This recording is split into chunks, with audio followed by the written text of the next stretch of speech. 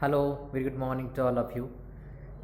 Dear friends, we were discussing here the our food analysis part, and from yesterday we have started the our seventh chapter, that is carbohydrates. Okay, so carbohydrates are the major source of energy which are present in the food, and hence the estimation of carbohydrate is essential.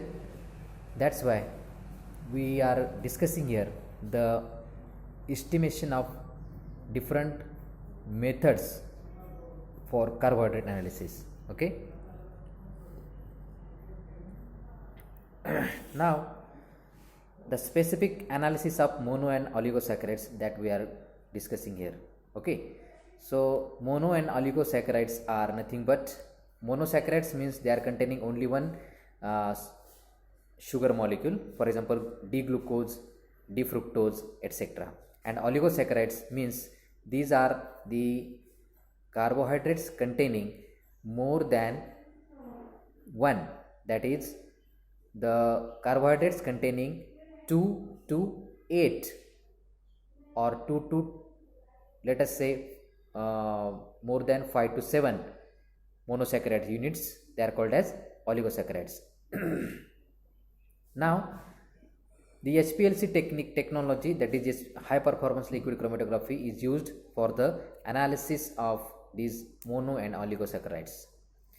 This HPLC gives both qualitative and quantitative analysis of this of this mono and oligosaccharides.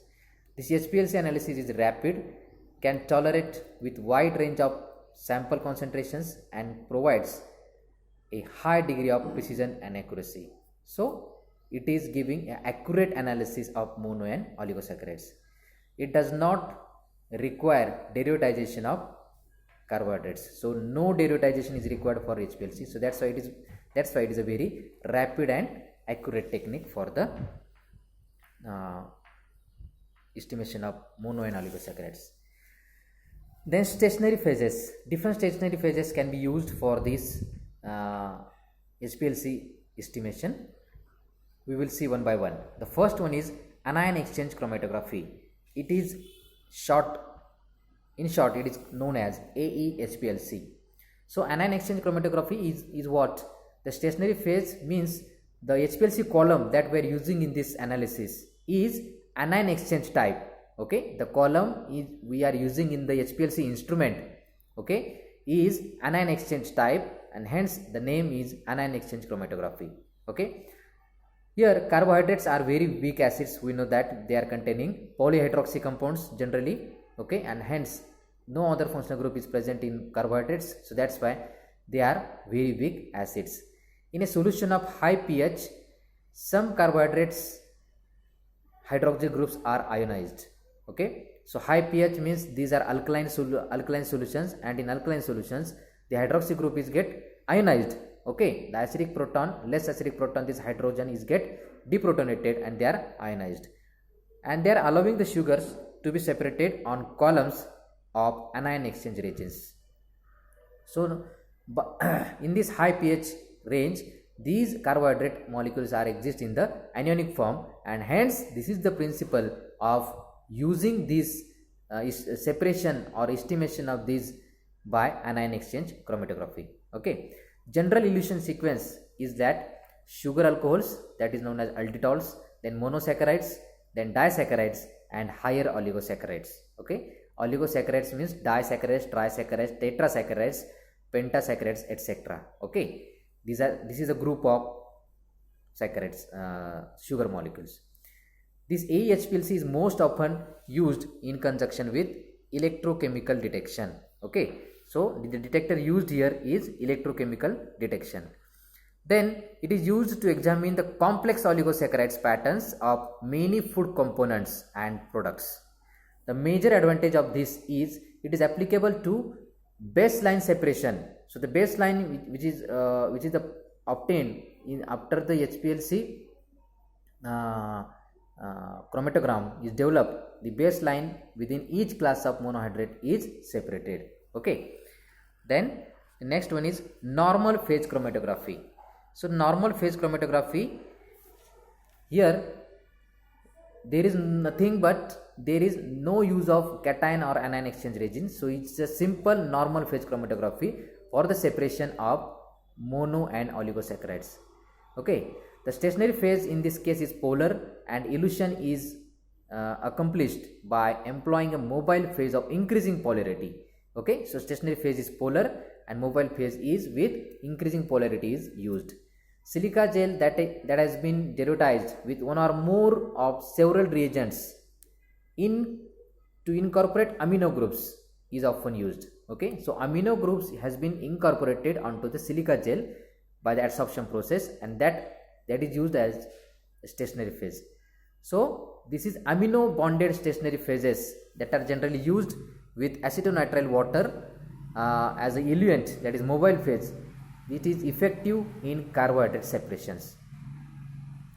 The elution order in this normal phase HPLC is monosaccharides and sugar alcohols, then disaccharides, and then higher oligosaccharides. The amine bonded silica gel columns have been used successfully to analyze the low molecular weight carbohydrate content of foods.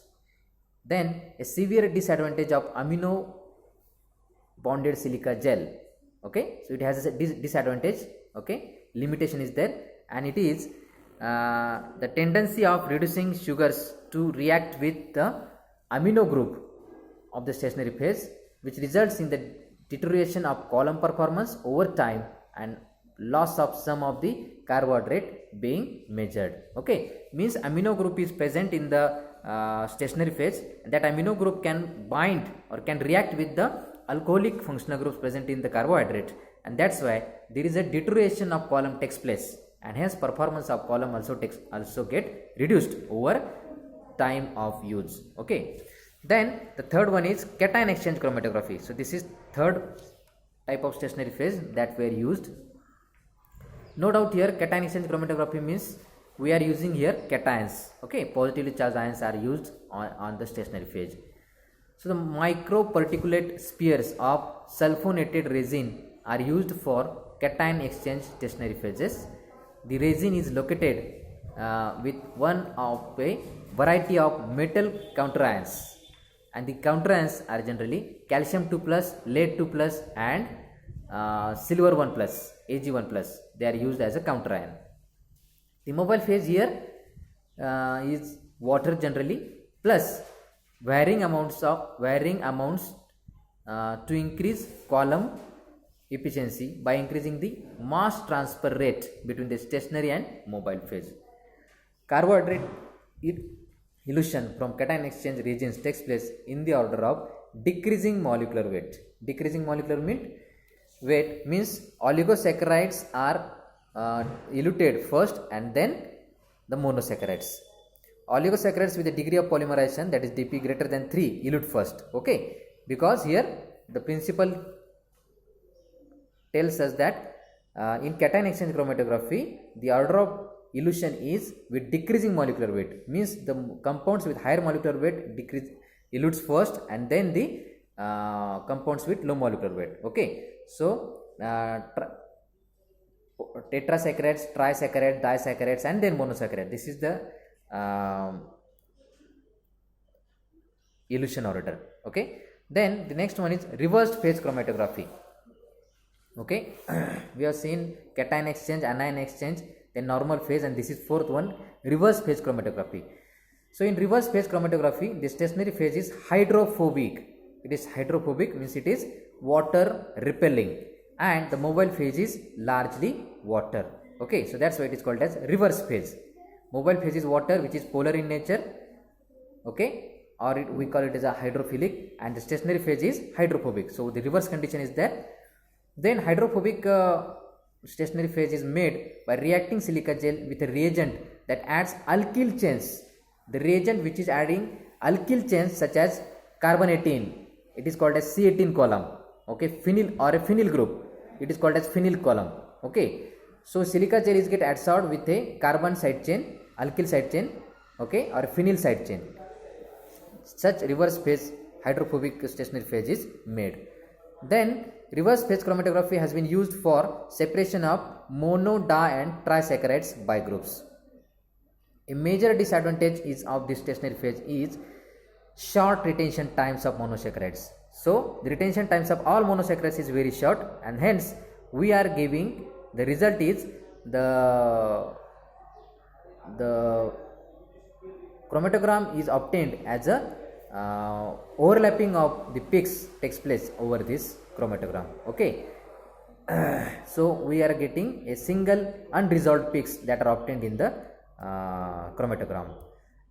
The addition of salts such as sodium chloride can increase the retention on the stationary phase and utility of this method of monosaccharide analysis. Okay, so this is the solution, that by using sodium chloride salt we can increase the retention time of the sugars. Then detectors in HPLC analysis of carbohydrate. Okay, so different detectors can be used for the analysis, HPLC analysis of the carbohydrate. First one is RI detector. We know the long form. RI detector is refractive index detector. Okay, so this RI detector is commonly employed for carbohydrate analysis. These RI measurements are linear over a wide range of carbohydrate concentrations and can be universally applied to all carbohydrates. The most important limiting factor for this RI detection is that gradient elution cannot be used. Okay, gradient elution means by changing the polarity of the solvent. Okay, so this is known as gradient elution. Okay, so it cannot be used. The other limiting factor is that RI detector measures mass. Refractive index detector measures mass, and hence it is not sensitive to low concentration. Okay, so this is the limitation. There are two limitations of this RI detector. Then the second one is electrochemical detection. Okay, electrochemical detection. So the triple pulsed electrochemical detector called a pulsed amperometric detector, PAD, pulsed amperometric detector, which relies on oxidation of carbohydrate, hydroxyl and aldehydo groups, is universally used with AE-HPLC. Okay, that is anion exchange HPLC stationary phase. This requires generally a high pH. High pH means a alkaline pH is there, more than 10 pH is there. Gradient and graded elutions can be used with the pad. So this is the advantage of this electrochemical detection. Okay, which is the gradient elution cannot be used for the RI detector, but it can be used for the electrochemical detection. Okay, the solvents employed are simple and inexpensive, means they are very cheap. Okay, easily available. This detector is suitable for both reducing as well as non-reducing carbohydrate. Then the third detector is there. It is called as post-column derivatization. Actually, the purpose of pre and post-column derivatization is to increase detection sensitivity by addition of a substituent whose concentration can be measured using UV or fluorescence detector. Okay, so UV or fluorescence detector can be used by increasing the sensitivity of the detection by the addition of substituent in the separation analysis by HPLC. So the post-column derivatization involves addition of reagents that will provide compounds whose concentrations can be measured using absorbance or fluorescence detection. Okay, and the last one is pre-column derivatization. Okay, so the pre-column derivatization reactions must be stoichiometric. They must be react in a stoichiometric ratio. Okay, oligosaccharides derivatized with aromatic groups are often separated with higher resolution in normal phase HPLC. Okay, so the oligosaccharides that are derivatized with aromatic groups, it is called as pre-column derivatization. So before injecting the carbohydrate mixture into the HPLC column, okay, they are pre-derivatized. Okay, so it is called as before injecting the column, before injecting into the column we are derivatizing that. So that's why it is called as pre-column derivatization. Okay, and it is often separated with higher resolution in case of normal phase HPLC. So pre-column derivatization can be used for the normal phase HPLC. Okay, so this is all about the different stationary phases and detectors that can be used for the separation and estimation of mono and oligosaccharides, sugars or carbohydrates. Okay, so thank you very much for watching this video. Have a nice day.